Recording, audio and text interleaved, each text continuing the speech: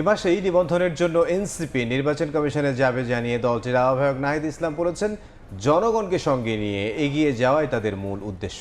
বিকেলে রাজধানীতে দলের কেন্দ্রীয় কার্যালয়ে সংবাদ সম্মেলনে কথা বলেন নাহিদ ইসলাম। দলের আর্থিক স্বচ্ছতা ও জবাবদিহিতা নিশ্চিত করতে ওয়েবসাইট প্রকাশ করেছে জাতীয় নাগরিক পার্টি। সংবাদ সম্মেলনে দলটির নেতারা জানান, ওয়েবসাইটটির মধ্য দিয়ে ব্যাংকিং এবং মোবাইল ব্যাংকিং ব্যবহার করে পার্টির সদস্য এবং সমর্থকরা আর্থিক অনুদান দিতে পারবেন এবং এর হিসাব সরাসরি দেখতে পারবেন।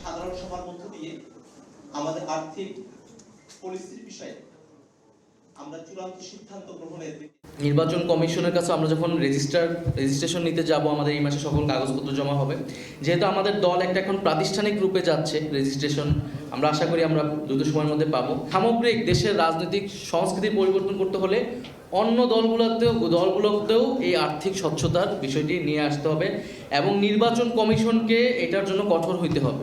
donate.ncppt.org এই ওয়েবসাইটের মধ্য দিয়ে ব্যাংকিং সিস্টেমে এবং মোবাইল ব্যাংকিং সিস্টেমের মধ্য দিয়েও আমাদের শুভাকাঙ্ক্ষীগণ, আমাদের সদস্যগণ জাতীয় নাগরিক পার্টি এনসিপির জন্য আর্থিক অনুদান প্রদান করতে পারবেন।